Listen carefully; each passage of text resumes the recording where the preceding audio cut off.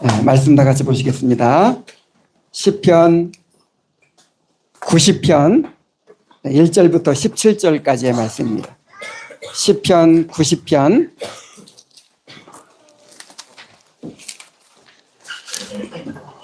1절부터 17절입니다.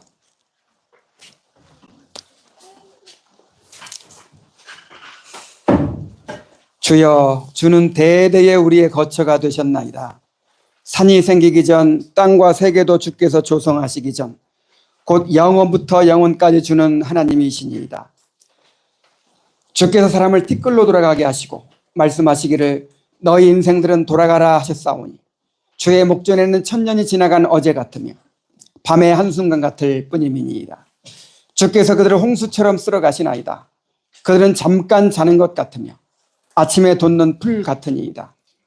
풀은 아침에 꽃이 피어 자라다가 저녁에는 시들어 마르나이다. 우리는 주의 노에 소멸되며 주의 분내심에 놀라나이다. 주께서 우리의 죄악을 주의 앞에 놓으시며 우리의 은밀한 죄를 주의 얼굴빛 가운데 두셨사오니 우리의 모든 날이 주의 분노 중에 지나가며 우리의 평생이 순식간에 다하였나이다. 우리의 연수가 70이요 강건하면 80이라도 그 연수의 자랑은 수고와 슬픔뿐이요 신속히 가니 우리가 날아가나이다. 누가 주의 노여움의 능력을 알며 누가 주의 진노의 두려움을 알리까. 자, 12절부터 17절까지는 같이 읽겠습니다. 시작. 우리에게 우리날 계수함을 가르치사 지혜로운 마음을 얻게 하소서. 여호와여 돌아오소서. 언제까지니까. 주의 종들을 불쌍히 여기소서. 아침에 주의 인자하심이 우리를 만족하게 하소서. 우리를 일생 동안 즐겁고 기쁘게 하소서. 우리를 괴롭게 하신 날 수대로와 우리가 화를 당한 연수대로 우리를 기쁘게 하소서.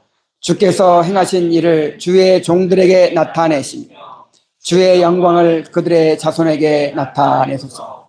주 우리 하나님의 은총을 우리에게 내리게 하사 우리의 손이 행한 일을 우리에게 견고하게 하소서.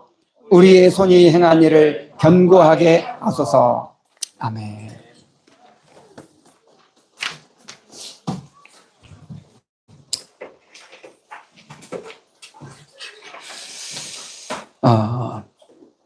뛰어난 능력과 성실함으로 성공 가도를 달리고 있던 한 사람이 있었습니다.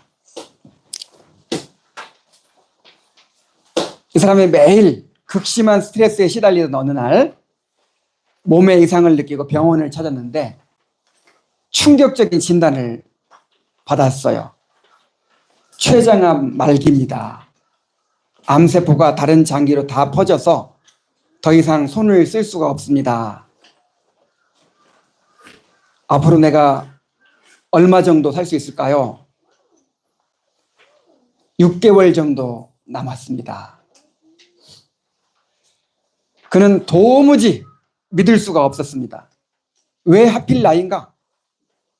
잠을 이루지 못하고 분노하고 절망하기를 반복한 끝에 그는 결국 죽음을 받아들이기 시작했어요.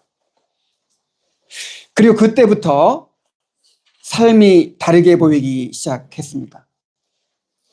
정말 내가 죽는다고 생각해 보세요. 내가 곧 죽는다고 생각하면 누구나 다 다르게 보입니다. 죽음은 가장 위대한 스승이에요. 그렇게 남을 의식하고 경쟁하고 미워하고 욕심을 부리고 그렇게 아등바등 살아왔던 지난 날들이 너무나도 의미 없고 헛되게 느껴지는 거예요. 내가 왜 그렇게 할 필요가 있었을까? 이렇게 죽을 텐데.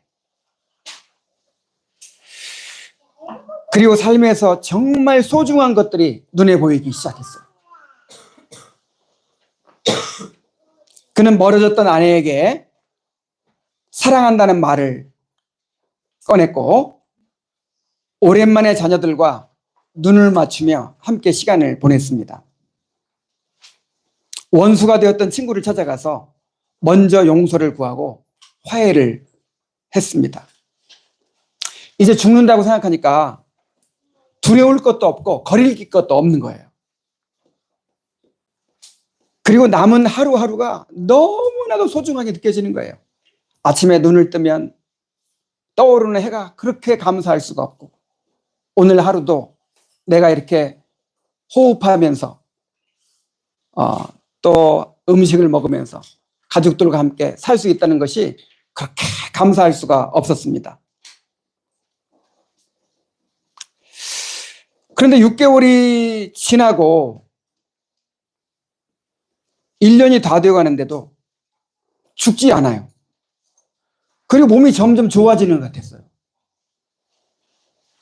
그래서 다시 병원에 가서 재검을 했는데 오진이었어요. 암이 아닌데 뭐 차트가 바뀌었는지 어쨌든 오진으로 밝혀져 가지고 이제 그 사람은 다시 살 수 있게 되었습니다. 그러나 그는 다시 예전의 삶으로 돌아가지 않았어요. 그는 말했습니다. 그 6개월이 내 인생을 바꿨습니다. 나는 죽음을 통해서 비로소 어떻게 살아야 하는지를 배웠습니다. 이렇게 고백을 했어요.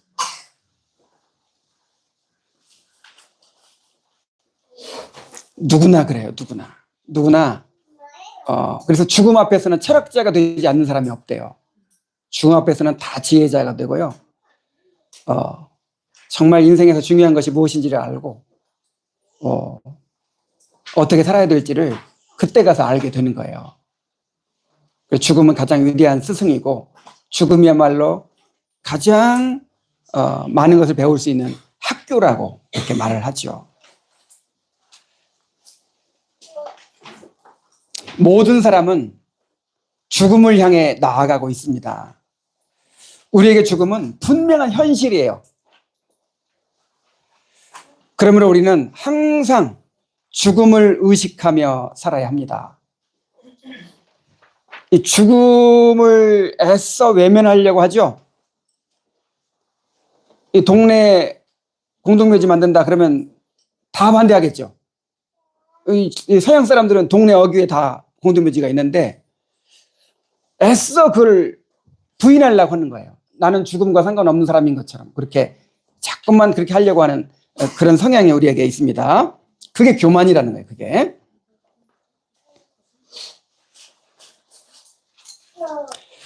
우리가 죽음을 현실로 인식을 하고 항상 죽음을 기억하며 살 때 비로소 바르게 살 수 있어요. 그 오진 때문에 죽음을 생각했다가 삶이 바뀐 사람처럼 만약에 우리도 똑같은 거예요. 우리도 이 사람처럼 우리가 언제 죽을지 모르잖아요. 하나님께서 언제 부르실지 몰라요. 우리는 언젠가는 반드시 죽습니다. 100% 다 죽어요. 안 죽을 사람 하나. 그리고 우리가 생각하는 것보다 훨씬 빨리 죽어요. 언제 죽을지도 몰라요. 그래서 이 죽음을 현실로 인식하고 항상 죽음을 기억하고 살면 우리 삶이 어떻게 되겠습니까? 언제 죽을지 모르니까 삶에 중요한 것이 무엇인지를 볼 수가 있는 지혜가 생기겠죠. 그래서 죽음을 기억할 때 비로소 바르게 살 수 있다는 거예요. 바르게. 여러분 정말 인생을 바르게 살고 싶습니까? 그러면 죽음을 생각해요. 죽음을. 나는 죽는다. 언제 죽을지 모른다. 그래서 죽음을 항상 기억하고 살면 바르게 살 수 있어요. 루터는 이런 말을 했어요. 죽음은 최고의 신학자다 그랬어요. 죽음을 묵상할 때 인간은 자신의 무력함을 깨닫고 오직 은혜로 구원받는 복음의 능력을 깊이 인식하게 된다. 왜 성경이 깨달아지지 않고 진리가 깨달아지지 않는 줄 아세요? 이 죽음을 멀리 생각해서 그래요. 죽음을 임박하게 느끼고 항상 나는 죽을 사람이다. 이렇게 죽음을 현실로 생각하고 살면 성경 말씀이 잘 깨달아질 거예요. 죽음이 최고의 신학자라니까요. 그리고 내가 죽는다고 생각해야 구원을 갈망하죠. 내세를 생각하죠. 죽음을 묵상할 때 인간은 이건 루터의 얘기했죠. 또 칼빈은 날마다 죽음을 묵상하는 사람만이 이 세상에 집착하지 않고 하나님 나라를 소망할 수 있다 그랬어요. 천년만년 살 것처럼 생각하거든요. 그러니까 우리는 우리 자신도 모르게 내가 영생할 것이라는 환상이 있어요. 이론적으로는 그렇게 주장하는 사람 없죠. 나도 언젠가 죽어. 하지만 무의식 속에 우리가 어떻게 할 것처럼 얘기해요? 나는 영생하는 존재다. 이런 인식 속에서 살아가요. 그러니까 아무것도 아닌 거 가지고 이렇게 그냥 스트레스 받고 잠 못 자고 그냥 그렇게 세상에 집착하고 사는 거예요. 그래서 이 세상에 집착하지 않고 하나님 나라를 소망할 수 있는 사람 어떤 사람이에요?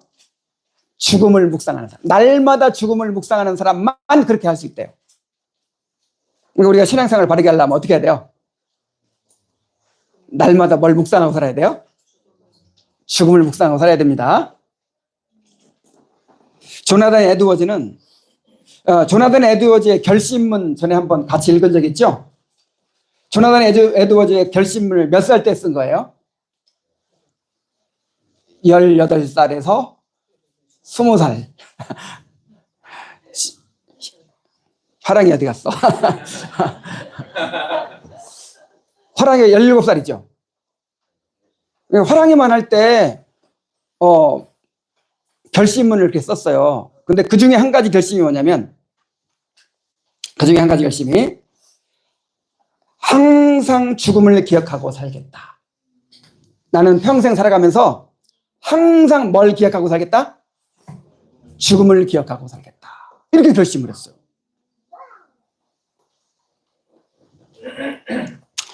자, 이제 아래로 성장하는 삶 시리즈의 마지막 부분에 우리가 이르렀습니다.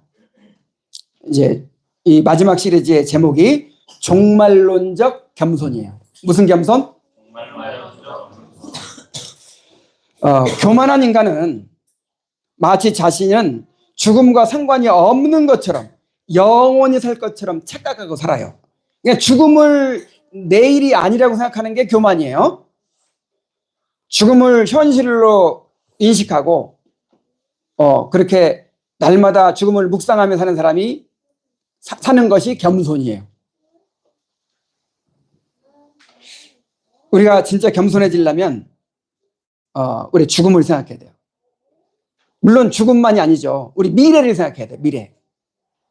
미래를 생각해야 되는데 그래서 우리의 미래를 생각하는 것을 종말론이라고 합니다. 이 신학은 항상 종말론으로 끝나요. 신론으로 시작해가지고 종말론으로 끝났는데 이 전통적인 종말론은 세 가지 미래의 실제에 초점을 맞춥니다. 죽음, 심판, 그리고 영원한 상태입니다. 죽음을 생각해야 되고 하나님 앞에 심판대에 설 걸 생각해야 되고 그 다음에 영원 상태. 영원 상태는 둘로 나뉘죠. 천국에서 영원히 살 것인가? 지옥에서 영원히 고통받으며 살 것인가? 자, 오늘은 그 첫 번째 시간으로 죽음을 우리가 생각해 보는 거예요. 죽음. 이 죽음을 깊이 생각하면서 겸손해지기 바랍니다. 이게 종말론적 겸손이에요. 죽음은 최고의 스승이고 최고의 신학자고 최고의 학교라고 그랬죠. 그냥 죽음 앞에만 가면 금방 도를 깨우쳐 버리는 거예요. 아무리 그냥 어리석은 사람도 죽음 앞에 딱 가면 지혜자가 돼버려요. 너무 쉬워요, 여러분. 정말 이 진리를 깨닫고 막 하나님을 알고 싶으면 뭘 묵상해야 돼요? 죽음. 한 번씩 오진을 한 번씩 해야 돼. 전부 다. 그러면 다 바뀌어요. 우리 삶이 다 바뀔 거야. 자, 죽음은 최고의 학교인데 그 최고의 학교에서 배울 수 있는 것이 이제 몇 가지입니까? 네 가지가 있어요. 자, 네 가지를 제시하고 있죠. 자, 첫째로 죽음은 우리의 필요성을 가르치는 학교입니다. 자, 성경은 죽음에 대해서 많은 것을 가르치죠. 그래서 죽음에 대해서 이제 이야기하면서 시편 90편을 가지고 이야기를 합니다. 우리가 이 90편 설교 들은 적 있죠? 모세의 기도. 그래서 모세의 기도는 죽음을 주제로 한 글 중에서 가장 웅변적이고도 경험적인 묘사입니다. 모세는 하나님을 대대의 우리의 거처라고 고백하면서 하나님께서 사랑하시는 자녀들을 위해서 영원한 거처가 되어주시는 분임을 선포합니다. 우리 세림자매한테 아기가 너무 어린데 이렇게 또 새로운 장소에 와가지고 잘 견디겠냐고 했더니 엄마만 있으면 된대. 우리 아기는 엄마만 있으면 어디 가든지 괜찮대요. 아기는 우리 지인이는 누가 거처예요? 엄마가 거처야. 우리는 누가 거처예요? 하나님께서 우리의 거처가 되십니다. 어디를 가든지 하나님만 계시면 우리는 안식할 수 있어요. 하나님은 우리의 영원한 거처가 되십니다. 그래서 1, 2절에 보면 주여 주는 대대의 우리의 거처가 되셨나이다. 산이 생기기 전 땅과 세계도 주께서 조성하시기 전 곧 영원부터 영원까지 주는 하나님이시니이다. 이렇게 고백하죠. 정말 우리가 하나님을 자꾸만 바라보고 묵상을 해야 돼요. 그래야 우리가 정말 이 허무한 존재인 우리가 소망을 가질 수 있고 이 세상에 집착을 하지 않게 돼요. 자, 모세는 이렇게 하나님의 영원성을 묵상하면서 거기에 대비되는 인간의 유한성과 죽음을 생각합니다. 3절 보면 주께서 사람을 티끌로 돌아가게 하시고 말씀하시기를 너희 인생들은 돌아가라 하셨사오며 이렇게 기도하죠. 그래서 죽음이야말로 우리가 주권자 아님을 가르치는 학교라는 거예요. 우리는 우리의 출생을 결정할 수 없었고 죽음 또한 스스로 정할 수 없습니다. 참 이런 것만 생각해봐도 정말 예수님을 주님으로 하나님을 우리의 왕으로 예수님 우리의 주님으로 인정하지 않는 게 너무 잘못된 일이에요. 우리가 태어날 때 내가 태어나고 싶어서 태어난 사람 있어요, 없어요? 죽을 때도 내 마음대로 죽고 안 죽고 해요? 그리고 내가 남자로 태어난 거 여자로 태어난 거 누가 결정했어요? 내가 대한민국 사람으로 태어난 누가 결정했어요? 실상 모든 게 다 하나님이 결정하신 거고 내 선택이 관여된 거는 거의 없어요. 그러면서도 인간이 내 인생 내 거라는 생각을 하고 내 인생은 내가 만들어간다 이런 생각을 은연중에 하고 사는 거예요. 그런데 그 중에서 결정적으로 우리가 주권자가 아니라는 거, 우리가 창조자가 아니라는 거를 가르쳐 주는 게 뭐예요? 죽음이에요, 죽음. 우리를 흙으로 지으신 하나님께서 명령하시면 우리는 앞서간 세대들처럼 흙으로 돌아갈 수밖에 없습니다. 그 명령 앞에서 우리는 아무런 발언권도 가질 수가 없어요. 갑자기 내가 아직 30살밖에 안 됐는데 이제 40살밖에 안 됐는데 지금 키워야 될 자식들이 아직 어린데 너 흙으로 돌아가라 하고 내일 아침에 부르시는 거예요. 그럼 어떻게 해야 돼요? 아이고 아직 우리 아이들이 어린데요 막 이런 말을 할 수 있어요, 없어요? 발언권이 없다니까. 그냥 하나님 부르시면 그 역시 가는 거예요.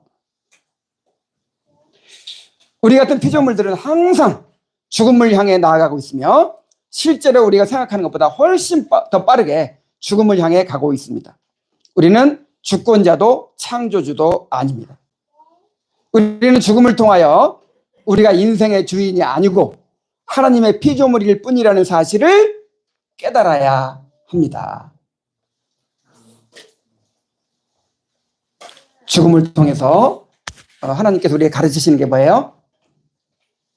너는 창조주가 아니야. 너는 네 인생의 주인이 아니야. 내가 주관해. 내가 너의 주인이야. 이걸 뭘 통해 가르치세요? 죽음을 통해서. 자, 두 번째로 죽음은 우리의 부패성을 가르치는 학교입니다. 죽음은 인간의 피조성뿐 아니라 본질적인 부패성까지 깨닫게 하는 학교예요. 자, 3절에 다시 보면 주께서 사람을 티끌로 돌아가게 하시고 말씀하시기를 너희 인생들은 돌아가라 하셨사오니. 자, 왜 티끌로 돌아가라고 하셨죠? 뭐 때문에? 죄 때문에. 아담이 하나님의 언약을 깨뜨린 결과 언약의 저주가 임했고 그 가운데 하나가 뭐냐면 너는 흙이니 흙으로 돌아갈 것이니라는 선언이에요. 바울은 한 사람으로 말미암아 죄가 세상에 들어오고 죄로 말미암아 사망이 왔나니 라고 했어요. 자, 죄가 세상에 들어오고 나서 죄 때문에 또 뭐가 왔어요? 사망이 왔어요. 그래서 이 죽음은 죄의 결과라는 사실을 항상 깨달아야 돼요. 죽음은 뭐의 결과다? 죄의 결과다.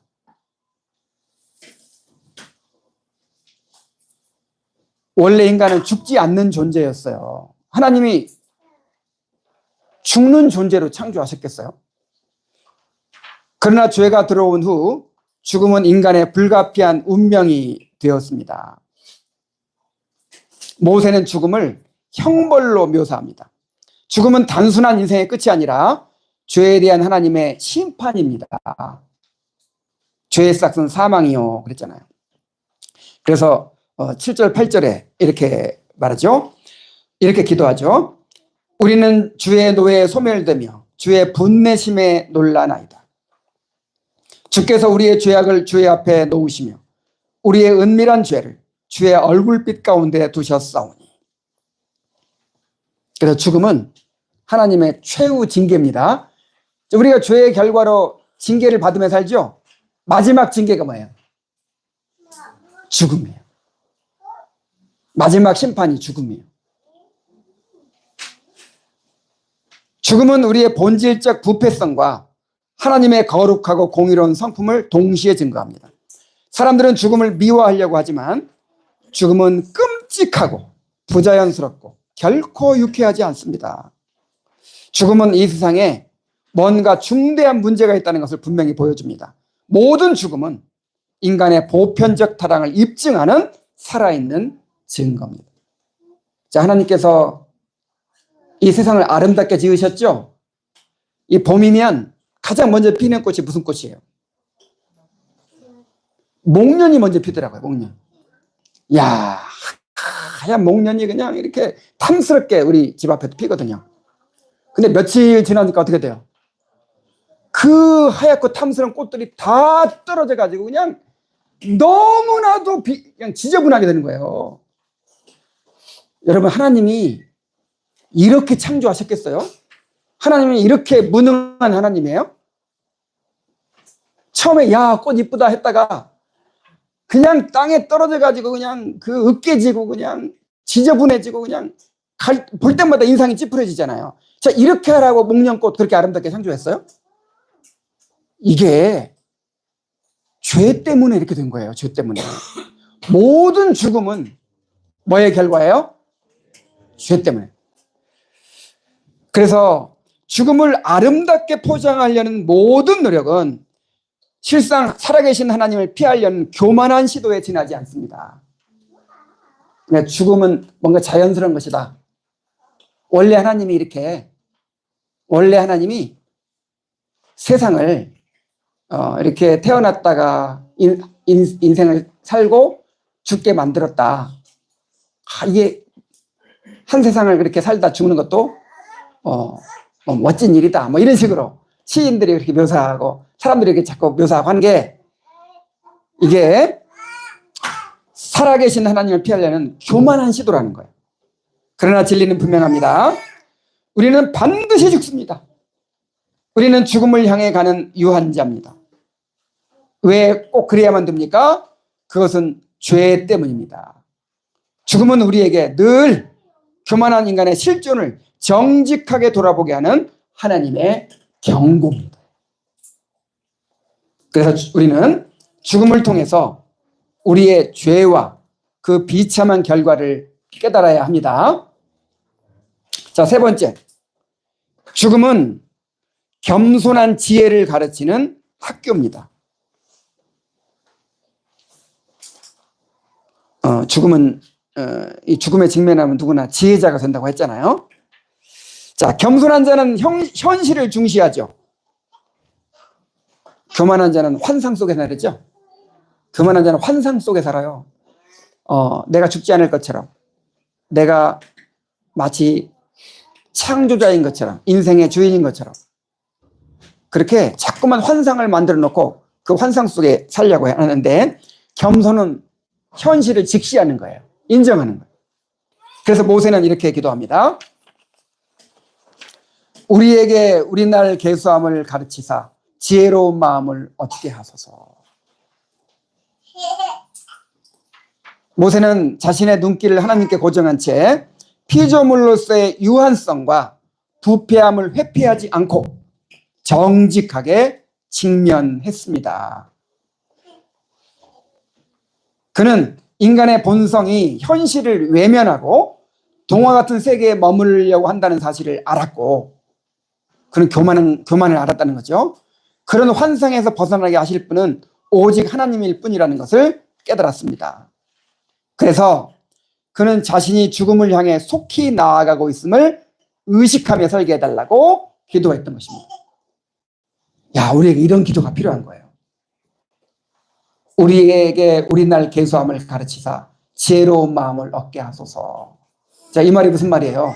모세가 생각해 보니까, 우리가 광야에서 그렇게 불평하고 원망하고 막 그렇게 왜 고기 안 주느냐 막 이랬던 사람들 어떻게 됐어요? 다 죽었잖아요. 다 죽고 나서 이렇게 보니까, 정말 인간이 너무 어리석은 거예요. 너무 어리석고 언제 죽을지 모르는 사람들이 마치 그냥 천년만년 살 것처럼 이렇게 교만하다 보니까 하나님을 못 믿어. 자기 죄를 못 깨달아. 정말 자기를 포기하지 않는 거예요. 그래서 핵심이 여기에 있구나. 그래서 이런 기도를 하는 거예요. 우리에게 우리날 계수함을 가르치사 지혜로운 마음을 얻게 하소서. 우리가 얼마나 허무한 존재이고 덧없는 존재이고, 우리가 하나님이 언제라도 부르시면 갈 수밖에 없는 그런, 길면 70이고 또 강건하면 80밖에 살 수 없는 그런 존재라는 것을 일찍부터 깨닫고 직시하고 현실로 받아들이고 그렇게 살아갈 수 있도록 해달라고 기도하잖아요. 그냥 평소에는 우리가 그럴 수 있다는 거예요, 없다는 거예요? 교만해서 죽음을 남의 일로 여기고 살게 된다, 이 말이에요. 죽음을 내 일이 아니라 남의 일로 여기고 사니까, 나는 안 죽는다고 생각하고 사니까 그렇게밖에 못 사는 거예요. 세상에 대한 집착을 못 버리는 거예요. 천국의 소망을 갖지 못하는 거예요. 그래서 우리에게도 이런 기도가 필요합니다. 우리 주님의 교회 성도들이, 우리 주님의 교회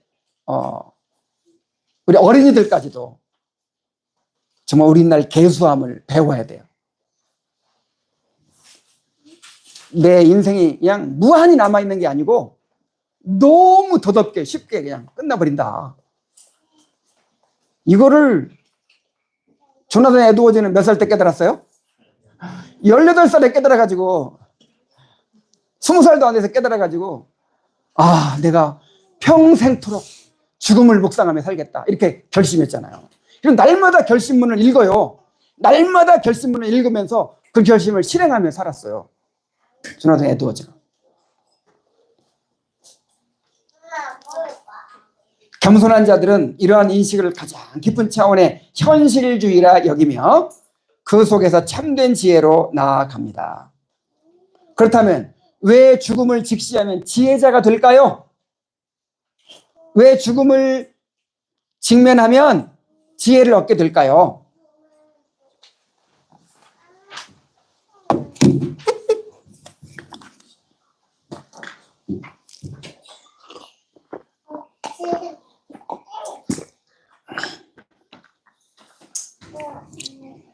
첫째로 피조물의 칭찬이 덧없다는 것을 깨닫게 하기 때문입니다. 뭐가?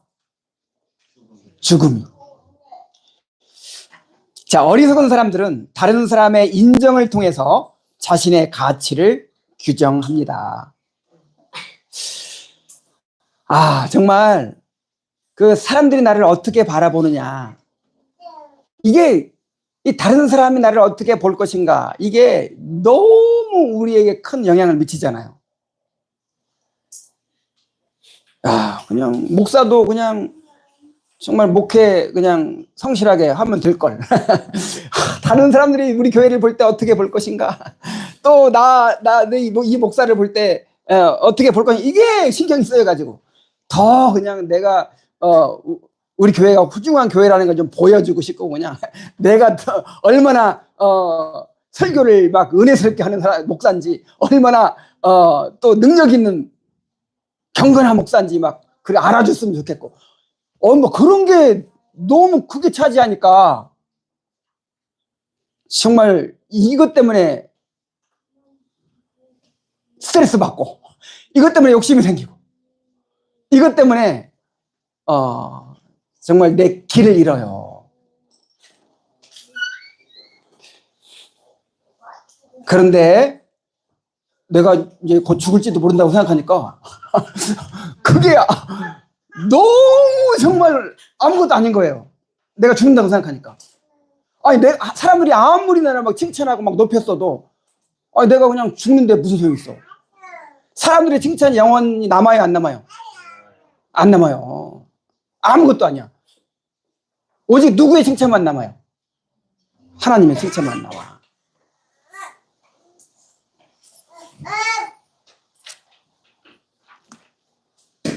죽음은 피조물의 칭찬조차 피조물의 죽음과 함께 사라진다는 사실을 가르쳐 줍니다. 겸손한 사람은 영원히 지속될 가치를 추구하며 오직 창조주의 인정을 갈망합니다. 내가 죽는다고 생각하니까, 내가 곧 죽을지 모른다고 생각하니까, 내가 죽는다는 생각을 한 3번 한 것 같아, 3번.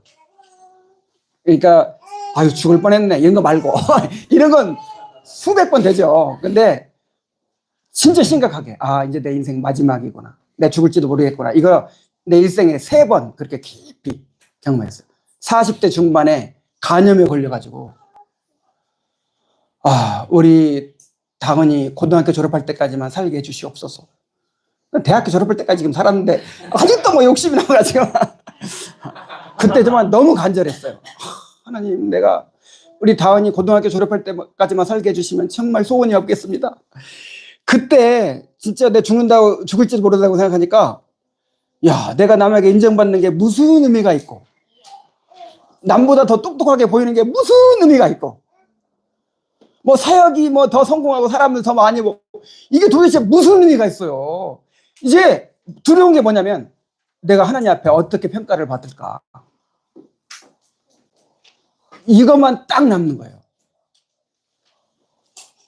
그리고 또 한 번, 여러분 이제 여러분과 함께 경험한 2번 있어요. 2번. 야, 내 인생 마지막이라 생각하니까, 야, 정말 그 코로나 기간 때, 그때 2년 내내 죽음을 생각했거든요. 2년 내내. 근데 진짜 너무 슬픈 거예요. 내가 정말 하나님의 그 평가만을 완전히 의식하고 그렇게 살아오지 못한 거야, 내가. 늘 사람들의 평가, 막 그런 걸 많이 의식하고 막 그렇게 살았지. 진짜 하나님 앞에 가서 내가 선다는 그런 생각을 실제로 안 하고 살았더라고요. 근데 만약 이대로 이제 내 인생 끝날 것 같은데 내가 가면 내가 하나님 앞에 내놓을 것이 아무것도 없는 거예요.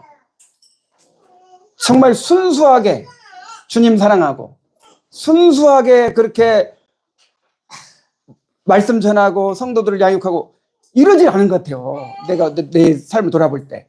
다 내가 인정받고자 하는 거, 내가 사랑받고자 하는 거, 내가 어쩌면 그렇게 자기에게 집착하고 살았는지 이게 막 보이는 거예요. 그래가지고 막 나중에 하나님 앞에 통곡하면서 한 번만 기회를 달라고. 이대로 그냥 내가 부름받아 가면 정말 내가 너무 정말 허무하다고. 그래서 기회를 한번 달라고 막 그렇게 기도했어요. 근데 기회를 주셨어. 주셔서 그때부터 그렇게 살게 되었을까요? 또 건강해지고 살만하니까 또 그냥 마음이 달라져요. 그래가지고 또 한 번 또 한 번 이제 직면을 했잖아요. 그래서 내가 뭘 깨달았냐면 사람이 한 번에 다 처리 안 돼요. 그러니까 그렇다고 또 그 효과가 없었던 것도 아니야. 그러니까 3번에 걸쳐서 이렇게 뭉텅 내려놔진 것 같아요. 그리고 지금도 내가 이렇게 자유롭지 못해요.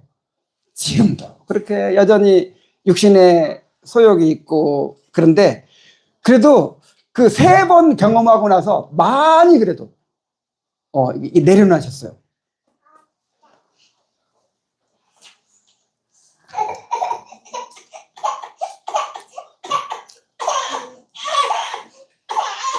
자, 모세가 이렇게 기도하죠. 여호와여 돌아오소서. 언제까지니 주의 종들을 불쌍히 여기소서.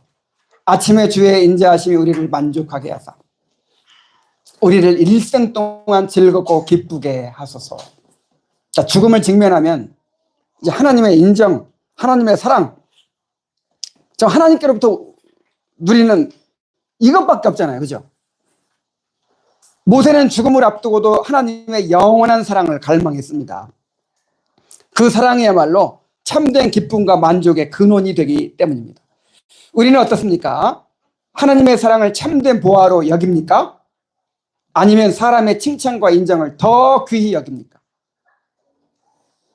죽음은 우리에게 오직 하나님의 사랑만이 영원히 지속된다는 진리를 일깨워 줍니다.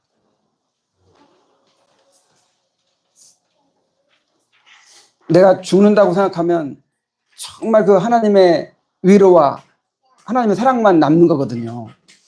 영원히 가는 것이거든요. 근데 내가 영원히 살 것처럼 생각하니까 그렇게 사람의 칭찬과 인정, 사람의 사랑 그런 게 그렇게 나를 좌우하고 쥐고 흔들고 이렇게 되는 거예요. 오진 한 번씩 받으시기 바랍니다. 그래 정신을 차리지. 자, 둘째로 또 이 죽음이 뭘 가르쳐 주냐면 피조물의 노력이 덧없다는 것을 깨닫게 하기 때문입니다.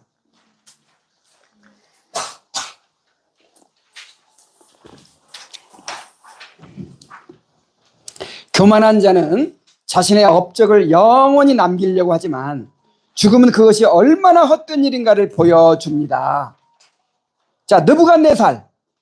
느부갓네살이 바벨론 제국의 왕으로서 당시 이 중동 지역을 제패했죠.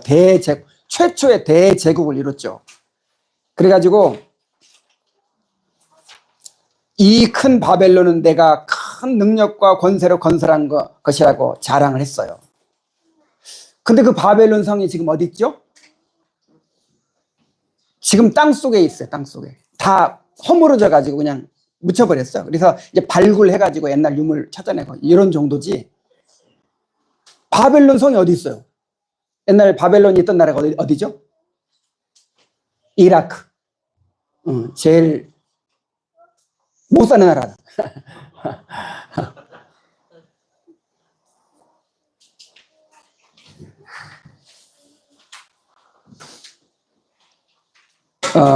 그래서 그 느부갓네살이 그렇게 내가 뭔가 이렇게 이루었다고 자랑한 거 아무것도 아니라 이 말이에요. 아무것도 아니에요. 그래서 16절 17절에 이렇게 모세가 기도합니다. 주께서 행하신 일을 주의 종들에게 나타내시며 주의 영광을 그들의 자손들에게 나타내소서. 주 우리 하나님의 은총을 우리에게 내리게 하사 우리의 손이 행한 일을 우리에게 견고하게 하소서. 자, 왜 이렇게 기도했냐면 인간의 모든 수고는 하나님의 은혜가 아니면 헛되고 다 사라져 버린단 말이에요.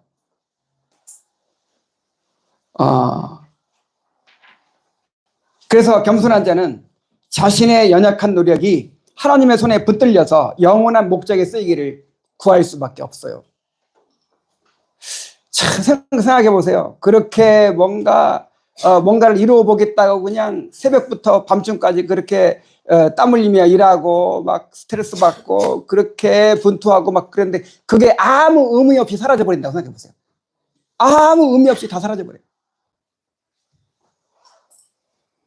얼마나 참 비참해요. 그래 사람이 우울증 걸리는 거예요. 내가 지금 이렇게 하고 있는 게 의미를 잃어버리잖아요. 그럼 그 불행감이 말로 할 수가 없어요. 예를 들자면 바쁜 일상 속에서 가정을 돌보느라 자신을 소모하는 젊은 주부를 생각해 보십시오. 그 살림하는 주부들 설거지 오늘 그냥 밀린 설거지 다 하고 밀린 빨래 다 하고 청소 다 했어. 그러면 끝납니까? 내일 또다시 또다시 그냥 완전히 그냥 에너지 다 쏟고 그러다 보니까 어느새 40대야 어느새 50대야 얼마나 허무해요 인생이. 그래서 이 겸손한 주부는 이렇게 기도한대요. 겸손한 주부. 오 하나님, 제 손으로 하는 일을 견고하게 하소서. 이 덧없는 수고가 제 자녀들의 삶 속에서 영원한 열매를 맺게 하시고 그들이 주님의 영광을 보게 하소서. 아까 우리 교재 이 뽑기를 잘해가지고 최고의 교재 상대자 최용우 형제와 교제를 했어요. 근데 최용우 형제도 이제 중년이 넘어가지고 그 갱년기를 경험하고 있대요. 비밀이었어요?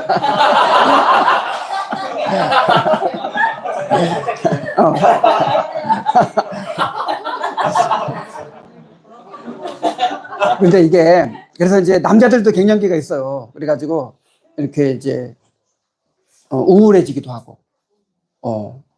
자, 이게 뭐냐면 이게 이제 내가 의식은 못하지만 그렇게 열심히 일하고 살고 그냥 그 가족 부양하기 위해서 그냥 그렇게 열심히 살아왔잖아요. 근데 이제 그렇게 했던 모든 일들이 뭔가 이렇게 남는 게 아니잖아요. 내 인생은 뭐냐, 뭐 이런 생각이. 그러니까 내가 의식을 못해도 이게 뭔가 인간은 의미를 찾는 존재거든요. 자, 무슨 존재? 의미를 잃어버리면요, 이렇게 우울감에 사로잡히고 또 내 자신 이 불행감에서 그렇게 되는 거예요. 의미를 잃어버리면. 그래서 그 빅터 프랭클이라는 심리학자는 로고 테라피라고 해서 그 의미 치료법이라는 치료법을 개발을 했어요. 그러니까 이 사람들이 불행해지는 원인이 다 뭐다? 의미를 잃어버려. 근데 그게 일견 맞는 말이에요. 의미를 잃어버리면요, 너무 인생이 허무한 거예요. 그럼 내 인생 어디 갔어? 그래서 우리는 의미를 어디서 찾을 수 있죠? 하나님 안에서만 찾을 수 있어요. 하나님이 안 계시면, 그리스도가 아니면 삶에 의미가 없어요. 이렇게 하다 보면은 우리가 이렇게 막 애 키우고 그냥 살림하고 그냥 하다 보면 설거지 막 빨래 하다 보면 40대고 50대고 갑자기 허리 아프지, 그냥 관절 나가지, 막 그냥 너무 비참하게 또 죽잖아요.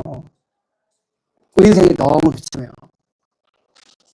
정말 우리가 예수님이 우리의 의미가 되십니다. 태초에 말씀이 계시니라. 이게 이제 말씀이 로고스인데 헬라어로 의미라는 뜻도 있어요. 그래서 이렇게 이제 이렇게 이해를 해야 돼요. 태초에 의미가, 참된 의미가 계시니라. 그분이 누구예요? 예수님이 빠져버리면 삶의 의미가 없어져 버려. 제 아무리 성공해도, 제 아무리 큰일 많이 하고, 제 아무리 성공해도 도대체 어디서 의미를 찾아? 어디서? 예수님만이 우리 삶의 참된 의미가 되십니다.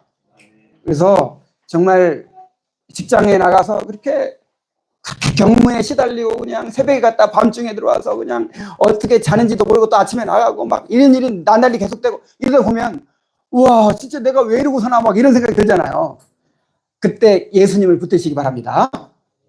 예수님 붙드세요. 그러면 모든 일에 의미가 생겨요. 요셉이 애굽에 노예로 팔려갔는데 그때 누구를 붙들었어요? 거기서 하나님과 동행했다고 하잖아요. 그러니까 거기 의미가 생기죠. 의미가. 노예로 팔려간 것도 하나님의 구원 역사에 쓰임받는 길이 됐어요. 나중에 그게 요셉이 깨닫잖아요. 우리가 하고 있는 모든 일들, 그것이 어떤 노예 생활도 다 의미가 있었는데 노예도 아니잖아. 직장 생활하는 거, 맨날 설거지하고 빨래하는 거, 어떤 일이든지 간에 정말 거기에 예수님을 모셔드리세요. 예수님을 붙드세요. 거기서 예수님 안에서 의미를 찾으시기 바랍니다. 다 의미가 있어요. 다. 모든 일이 다 의미가 있어. 우리가 당하는 고난까지도 다 의미가 생겨요.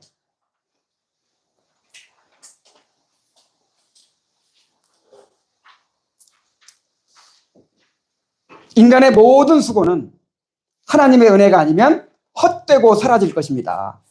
겸손한 자는 자신의 연약한 노력이 하나님의 손에 붙들려 영원한 목적에 쓰이기를 간구합니다. 그래서 오직 겸손한 자만이 자신의 노력이 하나님의 영광을 위한 영광의 도구가 되기를 바랍니다. 존 오웬은 임종을 앞두고 이렇게 고백을 했어요. 나는 내 영혼이 사랑해온 분, 곧 나를 영원한 사랑으로 사랑하신 분께로 간다. 이것이 나의 위로의 근거다. 나는 폭풍우 속을 항해하는 교회라는 배를 곧 떠날 것이다. 비천한 노자비는 아무것도 아니지만 그 안에는 위대한 선장이 타고 계신다. 그는 죽음 앞에서 강한 위로를 누렸습니다. 왜냐하면 그리스도를 바라보았기 때문입니다. 나는 이 문장이 너무 좋았어요. 이게 내 소망이거든요. 죽음 앞에서 강한 위로를 누렸다는 거예요. 그리스도를 바라보았기 때문에. 이렇게 죽을 수 있다면 얼마나 좋을까요? 그분은 창조주요 선장이시며 모든 일을 온전히 이루시는 사랑의 주님이시기 때문입니다.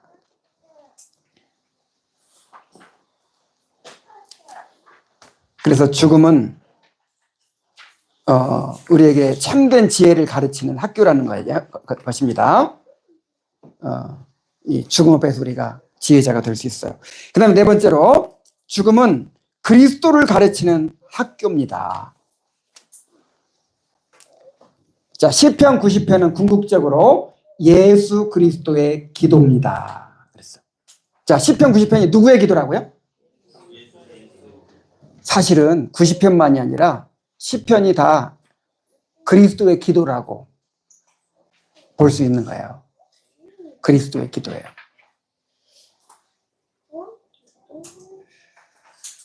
그분은 이 땅에 계실 때 항상 이 기도를 마음에 품고 들이셨을 것입니다. 자애로운 성부 하나님은 그리스도의 겸손한 기도에 응답하셨습니다. 예수님은 30년 동안 아버지의 기쁨이 되며 그분의 사랑을 충만히 누리셨고 3년 동안은 사람들을 가르치고 치유하고 훈련하며 하나님 나라를 선포하셨습니다. 그러나 결국 순종하신 그리스도는 무덤에 안장되셨습니다. 그래서 모든 것이 끝난 것처럼 보였습니다. 침묵과 어둠, 절망만이 가득했습니다. 과연 죽음은 성부의 뜻을 무산시킨 것일까요? 그러나 주일 아침 성자는 죽음을 깨뜨리고 부활하셨습니다. 성부께서는 성자의 겸손한 기도에 응답하셔서 그를 죽은 자들 가운데서 다시 살리시고 그 영혼을 만족하게 하시며 그분이 행하신 일을 영원히 견고하게 하셨습니다. 여기에 겸손한 신자들이 죽음을 대면할 때 피할 수 있는 피난처가 있습니다. 죽음을 생각하는 자들은 오히려 부활하신 그리스도의 영광을 더 깊이 바라봅니다. 그러니까 죽음을 우리가 죽어야 되는 이유는 부활해야 되기 때문이죠. 그래서 죽음을 생각하면요, 또 부활의 소망을 가지게 돼요. 죽음을 직시함으로써 우리는 그리스도를 더욱 붙들게 되고 그분을 더욱 사랑하며 그분을 위해 더 힘써 일하는 참된 제자가 될 수 있습니다. 자, 죽음을 직시함으로 어떻게 된다고요? 그리스도를 더욱 붙들게 되고 그분을 더욱 사랑하게 되고 그분을 위해 더 힘써 일하는 참된 제자가 될 수 있다는 거예요. 그 이유는 첫째로 부활하신 그리스도는 하나님의 사랑이 영원함을 확신시켜 주십니다. 로마서 8장 34절 35절 죽으실 뿐 아니라 다시 살아나신 이는 그리스도시니 누가 우리를 그리스도의 사랑에서 끊으리요 그랬어요. 예수님이 그냥 죽는 걸로 끝나버렸으면 하나님의 사랑도 끝났죠. 그런데 예수님께서 죽음에서 부활하셨잖아요. 하나님의 사랑에서 끊어지지 않았죠. 끝까지 사랑하시고 그를 다시 부활시켰잖아요. 그래서 우리를 그리스도 안에 있는 하나님의 사랑에서 끊을 수 있는 존재가 있다 없다? 없어요. 예수 그리스도의 부활이 그거를 증거합니다. 둘째로 부활하신 그리스도는 하나님의 나라가 영원함을 확신시켜 주십니다. 에베소 1장 20절 21절에 죽은 자들 가운데서 다시 살리시고 하늘에서 자기 오른편에 앉히사 오는 세상에 일컫는 모든 이름 위에 뛰어나게 하시고 그랬죠. 자, 부활하신 그리스도가 어디로 올라가셨어요? 하나님께로 올라가셨죠. 그래서 우리가 예배 드릴 때마다 신앙 고백하잖아요. 근데 그리스도에 대한 고백이 제일 많죠. 그래서 그를 우리가 동일시해야 되는 거예요. 우리는 그리스도와 연합한 사람이고 그리스도 안에서 일어나는 모든 일이 다 우리에게 해당되는 것입니다. 그래서 그리스도께서 죽으신 거는 누가 죽은 거예요? 내가 죽은 것이고. 그리스도가 부활하신 건 누가 부활한 거예요? 내가. 하늘에 올라가신 것은 내가 올라간 거예요. 그래서 하늘에 함께 앉으셨다 그랬잖아요. 그래서 그리스도께서 부활하셔서 하늘에 올라가셨기 때문에 하나님의 나라가 영원함을 우리에게 확신시켜 주죠. 셋째, 부활하신 그리스도는 우리의 수고가 주 안에서 영원히 견고함을 확신시켜 주십니다. 고린도후서 15장 58절 너희 수고가 주 안에서 헛되지 않은 줄을 알미니라. 정말 이거 위로가 되는 말씀이에요. 너희 수고가 주 안에서 헛되지 않은 줄 알느니라. 악을 뿌린 자의 싹은 허무하되 의를 뿌린 자의 상은 확실하니라. 그렇죠? 하나님께서 불의치 아니하사 너희 그의 이름을 나타낸 그의 이름을 위하여 나타낸 사랑으로 성도를 섬긴 것을 잊어버리지 아니하시느니라 그랬어요. 그러니까 잊어버리면 불의하신 것이죠. 그래서 하나님 불의한 분이 아니기 때문에 우리가 성도를 섬긴 일, 주님을 위해서 고난당한 일, 이런 것들을 잊어버릴 수 있어요, 없어요? 없어요. 그래서 우리의 수고가 주 안에서 헛되지 않아요. 결코 헛되지 않아요. 자, 이걸 아니까 우리가 이렇게 고생하고 살아도 불행하지 않은 거예요. 보람이 있는 거예요. 죽음은 그리스도를 바라보는 겸손한 자들에게는 단지 천국으로 가는 관문일 뿐입니다. 그리스도 안에서의 죽음은 곧 영원한 거처이신 주님과의 영광스러운 교제의 시작입니다. 그래서 토마스 보스턴은 이렇게 고백을 했어요. 우리의 구속자요 중보자께 영광을 돌리세. 그분의 죽으심으로 인해 죽음은 이제 경건한 자에게 가장 영광스러운 날이 되었다. 그날 하나님의 상속자들은 그 긴 여정을 마치고 마침내 아버지의 집으로 돌아와 그 영광스러운 기업을 소유하게 된다 그랬어요. 자, 우리 일생에 가장 영광스러운 날이 언제일까요? 태어난 날? 탄신일? 아니면 결혼한 날? 환갑잔치 날? 자, 우리 일생 중에 가장 영광스러운 날이 언제예요? 죽는 날. 빨리 죽었으면 좋겠죠. 죽는 날이 우리 일생의 가장 영광스러운 날이야. 그때 우리의 성화가 완성되고 그때 우리의 구원이 완성되잖아요.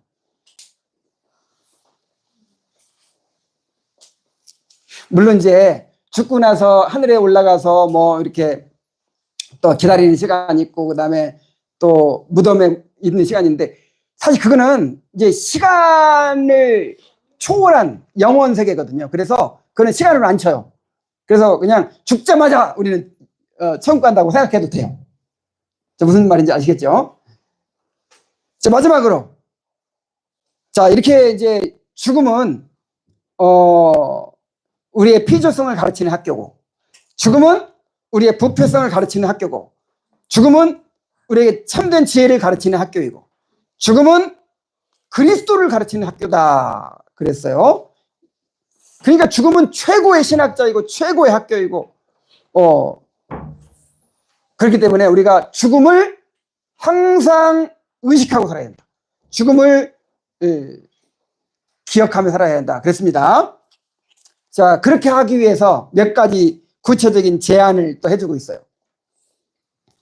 죽음을 통해 겸손을 진작시키기 위한 몇 가지 제안이 있습니다. 매튜 맥컬런은 그의 책 죽음을 기억하라에서 죽음에 대한 의식을 영적 훈련의 수단으로 삼으라고 권면합니다. 죽음에 대한 생각이 내가 언젠가 죽을 거야. 모든 사람의 죽음이 다가올 것이고 언제 내가 죽을지 몰라. 그러니까 항상 죽음을 준비하며 살아야 돼. 언제 부르시더라도 갈 준비하고 살아야 돼. 자, 이렇게 죽음을 묵상하는 것이 영적 훈련의 수단이래. 영적 훈련의 수단. 자, 영적으로 성장하고 싶죠? 그럼 뭐 묵상해야 돼요? 자, 죽음을 묵상하세요. 자, 빌헬무스 아브라켈도 이렇게 말합니다. 죽음을 늘 염두에 두고 죽어가고 있다는 생각으로 살도록 하라. 우리는 본능적으로 죽음을 거부하며 그것을 아주 빨리 잊는 경향이 있기 때문에 이는 쉽게 터득할 수 없는 일이다 그랬어요. 자, 이렇게 오늘 설교 들었어도 죽음을 생각해요, 안 해요? 죽어도 안 해. 이게 우리의 교만한 본성이 본능적으로 이걸 회피하거든요. 그래서 이거는 쉽게 터득할 수 없는 일이래요. 쉽게 터득할 수 없어요. 그런데 할 수만 있으면 죽음을 늘 염두에 두고 죽어가고 있다는 생각으로 살도록 하라. 죽어가고 있습니다, 우리. 기분 나빠요? 여자는 25살부터, 남자는 27살부터 노화가 시작된대요. 그 노화는 뭐냐면 죽어가는 거예요. 맞습니까? 점점 죽어가는 거예요, 점점. 점점 시들어가는 거예요.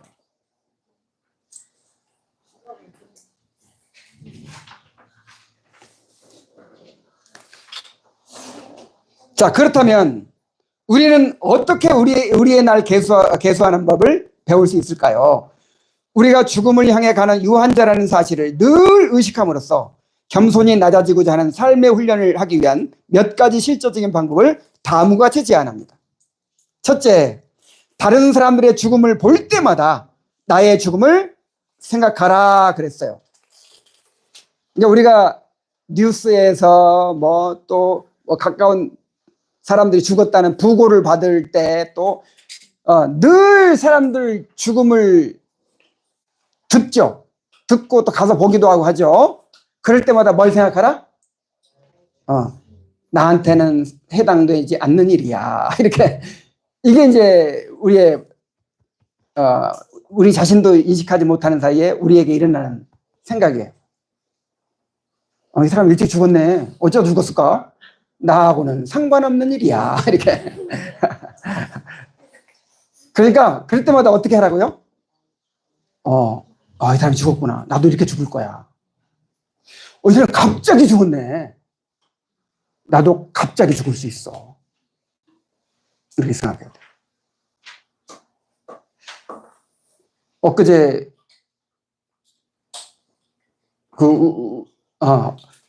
이제 5월달 어버이날을 앞두고 아버지한테도 갔다 오고 장모님한테도 갔다 오고 했는데, 아버지는 93세?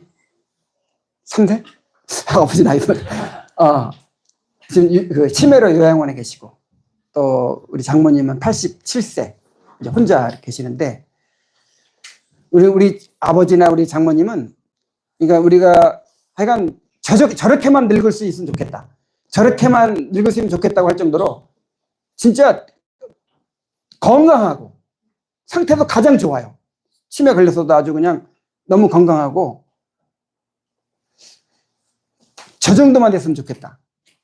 그런데도 비참해. 그런데도 정말 누가 자식들이 날마다 찾아갈 수 있나요? 그러니까 늘 외로워하고, 그리고 이제 점점 힘이 없어지더라고요. 점점. 그게 연로하시니까 언제 돌아가셔도 이상하지 않을 만큼 그렇게 참 이렇게 늙어가는 모습을 갈 때마다 뵈면 그렇게 비참할 수가 없어요. 그런데 우리 아버지하고 장모님은 하여간 한 10% 안에, 10%가 뭐야? 하여간 그 늙어서까지 그렇게 건강하고 돌아다니실 수 있고, 그리고 자식들의 봉양을 그렇게 잘 받을 수 있고, 그래서 요 정도만 되면 진짜 복된 노년이다 할 정도의 그 수준이거든요. 그런데도 비참해. 그런데도 죽어간다는 게. 그런데 내가 이제 엊그제 얘기를 들었는데, 자기 어머님은 치매로 암으로인가 이렇게 누우셔가지고 누워서만 8년을 지내시다 돌아가셨대요. 8년을. 그러니까 정도의 차이가 있지. 다 이런 식으로 죽는 거예요. 그래요, 안 그래요? 나는 달라요? 나는 그냥 좀 우아하게 죽을 건가? 멋지게 그냥 이쁘게 죽어요? 다 그런 식으로 죽어요. 정도의 차이예요. 그러니까 요양원에서 몇 년 보내느냐 요 차이라니까요. 누워가지고 몇 년 보내는 요 차이야. 다 그런 식으로 죽어요. 그래서 이게 남의 일이다 아니다. 아니다. 결국 나도 이렇게 간다. 결국 나도 이렇게 간다. 얼마 안 남았다.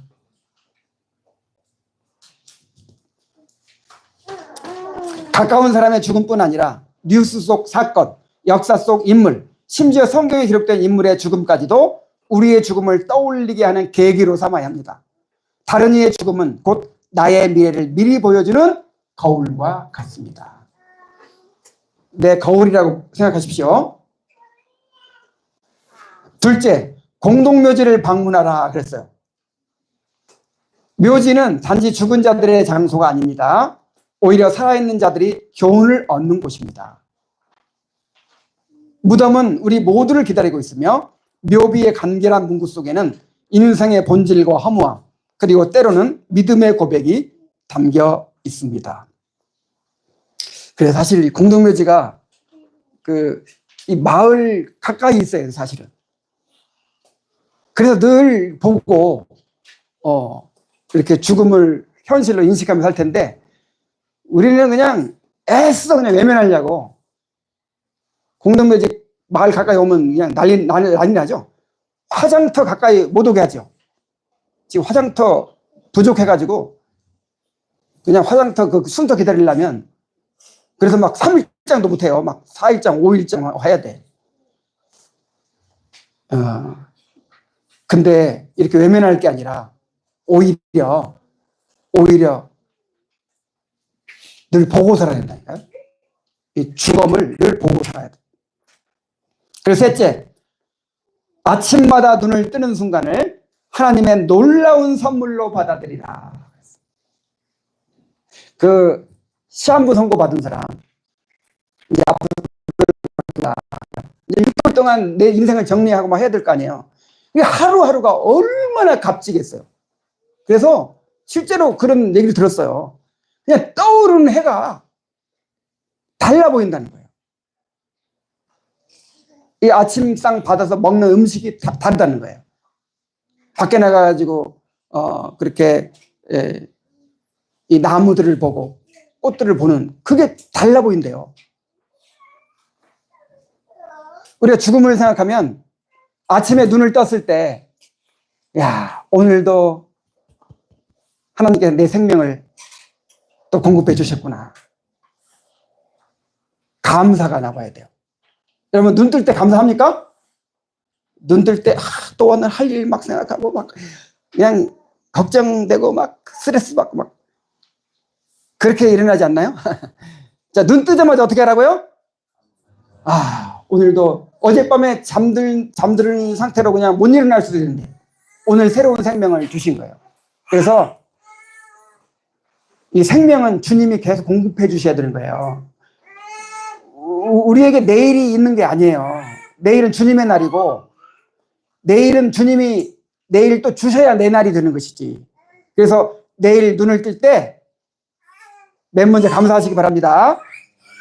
우리가 놀라워해야 할 것은 죽음이 아니라 매일 허락되는 삶입니다. 신경이 깨어 움직이고 폐가 숨을 쉬며 심장이 다시 고동친다는 사실은 하나님의 은혜입니다. 자명종 소리가 울릴 때 하나님의 자비를 기억하십시오. 잠자리에서 일어나기 전 하나님께서 그 많은 나날 동안 나를 지켜주셨다는 사실을 묵상하십시오. 그리고 오늘 하루도 그분을 위해 살겠다고 조용히 결단하십시오. 그래서 저는 아침에 눈을 딱 뜨면, 이야, 어제도 4시간이나 잤어. 어제도 5시간이나 잤어. 그렇게 감사할 수가 없어요. 그리고 아침에 화장실에 딱 갔다 오면 그렇게 감사할 수가 없어. 이야, 내가 큰일 해냈다, 또.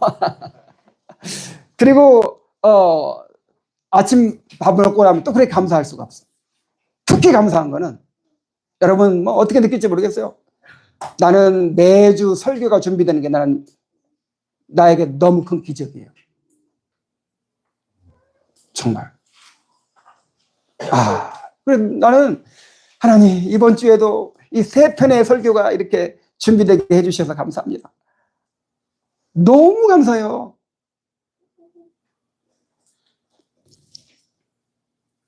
죽음은 우리 모두에게 다가오는 분명한 현실입니다. 우리가 항상 죽음을 묵상하며 살아야 합니다. 그래야 겸손해질 수 있고 바른 삶을 살 수 있습니다. 제 얘기만 딱 하고 마칠게요. 저는 요즘에 죽음을 현실로 생각하며 살고 있어요. 옛날보다는. 중년 이후로 세 차례의 큰 병을 경험하면서 그때마다 저의 교만한 자아가 한 단계씩 무너져 내렸습니다. 육체적으로만 보면 갈수록 나빠질 일만 남았고 이제 정말 죽음을 준비하며 살아야 할 필요성을 느낍니다. 내가 어떻게 죽음을 준비해야 할까요? 열심히 운동하고 연금이나 보험을 든든히 갖추는 것이 준비일까요?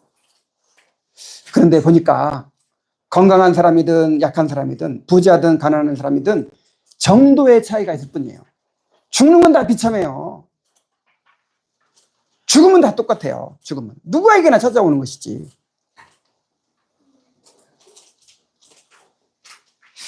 그래서 내가 이제 어떻게 죽을지 몰라요. 하나님께서 나를 어떤 식으로 부르실지 모르거든요. 근데 어쨌든 정상적으로 죽더라도 점점 이제 죽어가겠죠.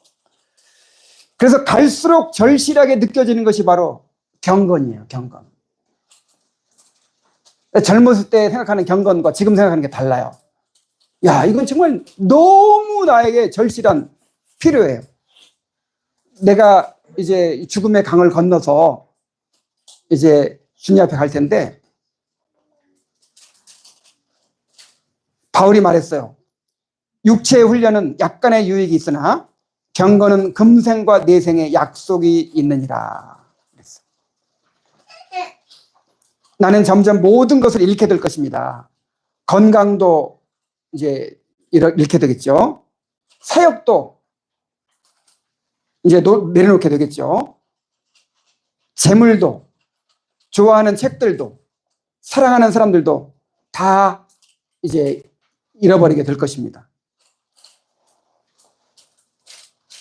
내가 죽을 때, 그리고 죽음 이후에까지도 내 곁에 끝까지 함께 하실 분은 그리스도밖에 없어요.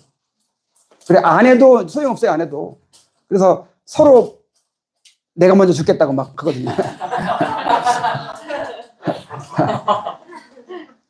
내가 먼저 죽을 테니까, 막 이기적이라고.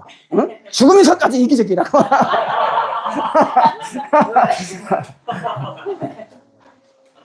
우리 마음대로 되지도 않는 건데, 괜히 그것까지 싸워.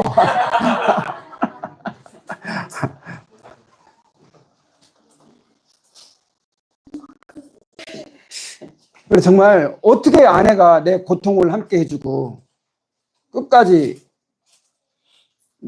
나를 지켜주겠어요.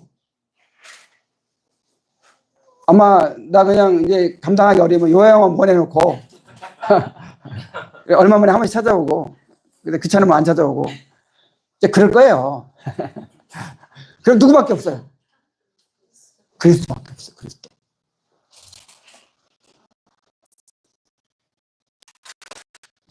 그런데 내가 그리스도를 알지 못하고 그분의 위로를 누리지 못한다면 얼마나 비참하겠습니까?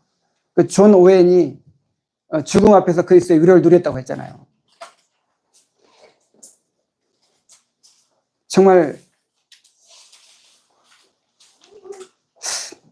그 8년 동안 누워서만 있다 간 사람 있죠. 누워서만 있다 간 사람. 뭐 이런 사람 많아요. 몇 년 동안 이렇게 누워서만. 그래서 어디서 위로를 누리죠?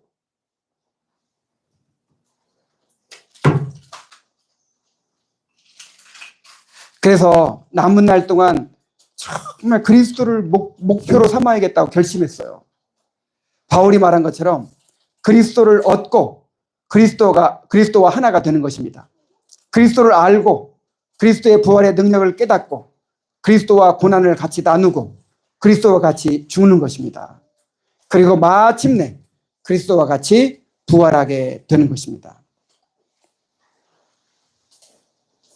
죽음을 묵상할수록 우리는 더욱 겸손해지고 겸손해질수록 우리는 더욱 그리스도를 소망하게 됩니다. 죽음을 준비한다는 것은 그리스도를 붙드는 거예요.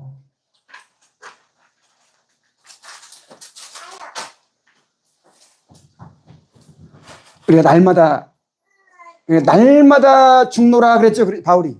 날마다 죽노라. 이 말은 날마다 그리스도를 붙드는 거예요. 정말 그리스도가 여러분의 목표가 되기를 바랍니다. 정말 실제적인 여러분의 위로와 소망이 되기를 바랍니다. 기도하겠습니다. 하나님 아버지, 우리는 반드시 죽을 것입니다. 지금 죽어가고 있습니다. 지금 죽음의 증상들이 우리 육체에 나타나고 우리 마음에 나타나고 우리 삶에서 나타나고 있습니다. 그런데도 교만한 본성으로 인해서 마치 나는 안 죽을 사람인 것처럼, 마치 천년만년 살 사람인 것처럼 그렇게 죽음을 외면하고 삽니다. 그래서 지혜를 못 깨닫습니다. 그래서 세상에 대한 집착을 내려놓지 못합니다. 그래서 아무것도 아닌 일 가지고 그렇게 스트레스 받고 그렇게 아귀다툼하면서 그렇게 삽니다. 아버지 하나님, 우리나라를 계수함을 가르치사 지혜의 마음을 얻게 하여 주시옵소서. 참으로 우리가 죽는다는 사실을 현실로 받아들이고 죽음을 항상 기억하며 살게 하여 주옵소서. 그렇게 함으로써 그리스도를 붙들게 하여 주시옵소서. 정말 우리는 어차피 죽을 수밖에 없지만 우리의 생명이 되신 분이 바로 그리스도이십니다. 우리의 영생이 되시고 우리의 행복이 되시고 우리 삶의 의미가 되시고 우리의 모든 것이 되시는 분이 바로 예수님이십니다. 예수님을 붙들 때 나를 찾을 수 있습니다. 예수님 안에서 내가 발견될 수 있습니다. 하나님 아버지, 우리가 죽음을 늘 생각하면서 예수님의 부활을 생각하고 예수님과 함께 누릴 천국의 영원한 삶을 소망하게 하여 주시옵소서. 예수님의 이름으로 기도하옵나이다. 아멘.